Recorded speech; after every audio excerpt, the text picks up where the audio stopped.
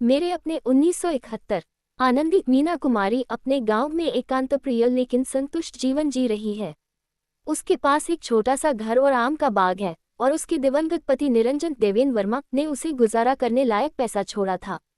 इसी गांव में अरुण रमेश देव आता है आनंदी को अपने साथ शहर ले जाने के लिए। आनंदी को ज्यादा यकीन नहीं है, वह यहाँ खुश है। उसके आम के पेड़ उसके साथ बूढ़े हो गए हैं और उसके घर की मिट्टी की दीवारें उससे बातें करती हैं। वह इस घर में दुल्हन बनकर आई थी और हालांकि निरंजन एक गुस्सैल आदमी था, फिर भी उसने उससे प्यार किया था और उसकी अच्छी देखभाल की थी। एक दिन निरंजन दूसरे आदमियों के साथ बाढ़ के बाद खाना और कपड़े दान करने गया था। उसे हैजा हो गया और वह उसे एक जवान विधवा छोड़कर मर गया। हालांकि अरुण के प्यार भरे शब्द आनंदी के दिल को छू जाते हैं और उसके समझाने पर आओ मेरी माँ बनकर मेरे साथ रहो, वह उसके साथ जाने को तैयार हो जाती है। उसे इस बात का सुकून मिलता है कि बुढ़ापे में उसे कोई अपना मिल गया है। शहर में अरुण की पत्नी लता सुमिता सान्याल उसका गर्मजोशी से स्वागत करती है और जल्द ही उनकी छोटी बेटी पिंकी आनंदी की जिम्मेदारी बन जाती है। थोड़ी देर बाद आनंदी के साथ उनके व्यवहार से स्तब्ध उनकी नौकरानी लीला मिश्रा उसे बताती है कि अरुण और लता उसका शोषण कर रहे हैं। इससे पहले अरुण अपने एक दूर के रिश्तेदार को उनके साथ रहने के लिए ले आया था। हालांकि वह महिला समझदार थी और उसने खाने पीने और रहने की व्यवस्था के साथ साथ अच्छी तनख्वाह पर भी बात की थी। लेकिन जैसे ही उसे बेहतर प्रस्ताव मिला उसने उन्हें बेसहारा छोड़ दिया। आनंदी दुखी है। इसी बीच अरुण का एक और चचेरा भाई जतिन केशटो मुखर्जी आनंदी से मिलने आता है जब अरुण और लता काम पर होते हैं। आनंदी को जरा भी हैरानी नहीं होती जब जतिन अरुण के शब्दों को लगभग हूबहू दोहराता है। पहले जैसी भोली भाली न होते हुए भी वह सहज देख रहे जतिन से पूछती है कि वह उसे कितना वेतन देगा। वह 20 रुपये मासिक वेतन और रहने खाने का खर्च तय करती है और व्यंग्यात्मक लहजे में जतिन को सलाह देती है कि वह अपनी पत्नी से इस बारे में बात करे, अगर वह मान जाए तो जतिन उसे लेने आ सकता है। पिंकी के साथ घूमते घूमते आनंदी को अपने पड़ोस में विरोधी गिरोहों की मौजूदगी से पैदा हुए तनावपूर्ण माहौल का भी एहसास हो रहा है। ये साफ है कि स्थानीय निवासी डर के साए में जी रहे हैं, कब हिंसा भड़क उठे कोई नहीं जानता। गिरोह के सरगना श्याम, विनोद खन्ना और चेन्नू शत्रुघ्न सिन्हा हैं। कभी दोस्त से कट्टर दुश्मन बने ये लोग इलाके पर लोहे के डंडे से राज करते हैं, ऐसे डंडे जो अपनी जमीन बचाने के लिए तुरंत उठ खड़े होते हैं। श्याम का गिरोह कॉलेज के छात्रों से भरा है जो हड़तालों की वजह से अपनी पढ़ाई पूरी नहीं कर पाए हैं। वहीं चेन्नू एक अनपढ़ बदमाश है जो राजनीतिक संरक्षण के बल पर फल फूल रहा है। मौजूदा हालात में दोनों ही गिरोहों को सम्मानजनक रोजगार की कोई उम्मीद नहीं है। आनंदी की मुलाकात एक नन्हे से बच्चे मास्टर चिंटू से भी होती है। वह खुशमिजाज शैतान सड़क पर भीख मांगता है और अपनी दिन भर की कमाई से अपने और अपनी पोलियोग्रस्त छोटी बहन बेबी गीता के लिए खाना खरीदता है। आनंदी को ये जानकर बहुत दुख होता है कि वे अनाथ हैं। भला उसके गांव में तो पड़ोसी ही इन बच्चों की देखभाल करते।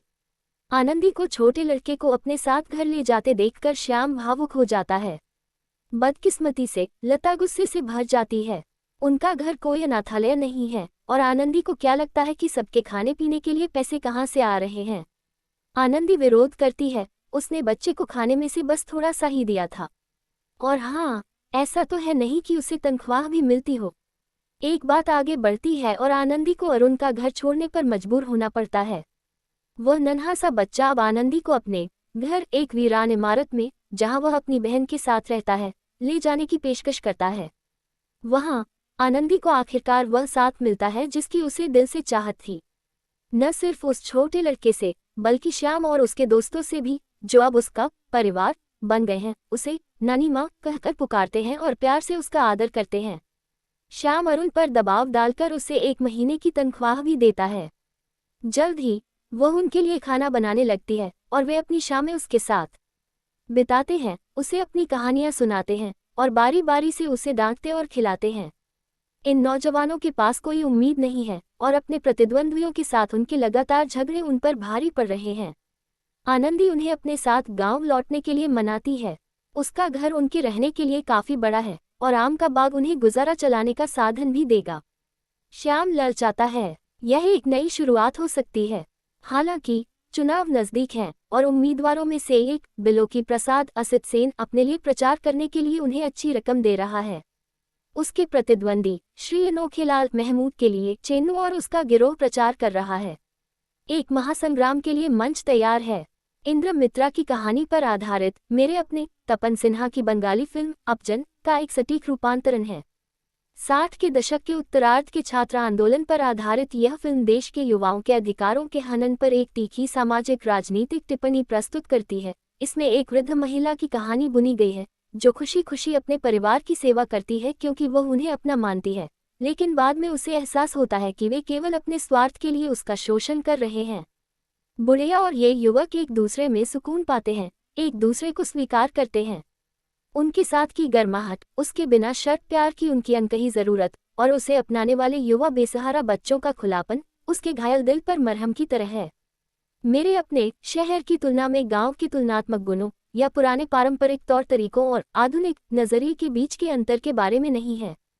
गुलजार ने अपने निर्देशन के नजरिए को जानबूझकर संकीर्ण रखा है और सिर्फ एक बुजुर्ग महिला का नजरिया दिखाया है जिसे उन सभी परिचित और आरामदायक चीजों से अलग करके एक ज्यादा स्वार्थी दुनिया में धकेल दिया गया है, जहां वह न तो संस्कृति को समझ पाती है और न ही व्यवहार को स्वीकार कर पाती है। लता के बाल छोटे करवाने, पश्चिमी कपड़े पहनने या यहाँ तक कि काम पर जाने को लेकर कोई नैतिक निर्णय नहीं है। इसके बजाय आनंदी की उस उलझन को दिखाया गया है जो उसकी समझ से परे है। घर से बाहर काम करने वाली महिलाएं, युवकों की गाली गलौज, सड़कों पर हिंसा, दूसरों की समस्याओं में पूरी तरह से दिलचस्पी न होना। यह मीना कुमारी के बेहतरीन अभिनयों में से एक था और उनकी आनंदी की भूमिका एक शांत लेकिन सशक्त उपस्थिति है। वह भले ही पारंपरिक हो, लेकिन एक युवा पत्नी होने के बावजूद ये स्पष्ट है कि उनकी आवाज़ बुलंद है और वह अपनी बात कहने को तैयार हैं। शायद अपनी बीमारी के कारण आनंदी के युवा रूप को अमीना करीम ने निभाया है। हालांकि मीना कुमारी ने युवा और वृद्ध दोनों रूपों के लिए डबिंग की है और दोनों ही भूमिकाओं के लिए अपनी आवाज़ को अलग अलग रखा है। देवेन वर्मा एक छोटी सी भूमिका में उनके उद्दंड ढीठ पति की भूमिका निभाते हैं जो अक्सर उन्हें अच्छी पत्नी न बनने पर पीटने की धमकी देता है, लेकिन जाहिर है कि वह ऐसा कुछ नहीं करता। आनंदी की कहानी को श्याम और चेन्नू और उनके दोस्तों की कहानी के बरक्स रखकर मेरे अपने कई सामाजिक बुराइयों, खासकर बुजुर्गों की उपेक्षा और शोषण और एक निराश युवा के राजनीतिक शोषण के खिलाफ एक मजबूत तर्क पेश करता है जिसकी निराशा उनके विचारों को प्रभावित करती है। यह एक ऐसा विषय है जिस पर गुलजार हू तू में लौटते हैं। हलचल ठीक है के लिए उनके व्यंग्यात्मक बोल और कोई होता जिसको अपना के भावनात्मक मर्म को सलिलदा ने खूबसूरती से संगीतबद्ध किया था।